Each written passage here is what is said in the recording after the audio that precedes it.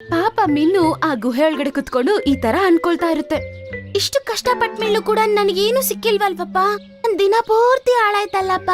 ಅದೇ ಸಮಯದಲ್ಲಿ ಅದೇ ಗುಹೆಯಲ್ಲಿರುವ ಒಂದು ಮೊಟ್ಟೆ ಮೇಲೆ ಅದರ ದೃಷ್ಟಿ ಹೋಗುತ್ತೆ. ಸರಿ ಆಯ್ತಪ್ಪ, ಪರವಾಗಿಲ್ಲ ಬಿಡು. ಆ ಮೀನ್ ಸಿಕ್ಕಿಲ್ಲ ಅಂದ್ರೆ ಏನ್ ಮಾಡುದು, ಇವತ್ತಿಗೆ ಈ ಮೊಟ್ಟೆ ತಿನ್ನೋಣ ಅಷ್ಟೇ ಹಂಗಂತೇಳಿ ಅದು ಆ ಮೊಟ್ಟೆನ ಎತ್ಕೊಂಡು ಅದರ ಬಾಯಿ ಒಳಗಡೆ ಇಟ್ಕೊಳ್ಳುತ್ತೆ.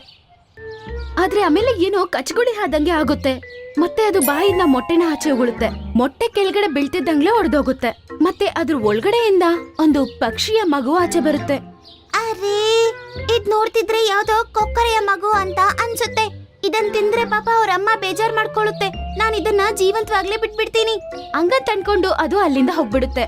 ಆದ್ರೆ ಕೊಕ್ಕರೆ ಅದು ಒಬ್ಳೆ ಇರೋದನ್ನ ನೋಡಿ ಅದು ನರಿಯ ಹಿಂದೆನೆ ಹೋಗುತ್ತೆ.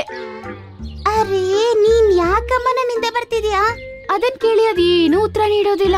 ಆಗ ಮೀನುಗ್ ಅರ್ಥ ಆಗತ್ತೆ ಅದಕ್ಕೇನು ಅರ್ಥ ಆಗಲ್ಲ ಮತ್ತು ಮಾತಾಡಕ್ಕಾಗಲ್ಲ ಅಂತ.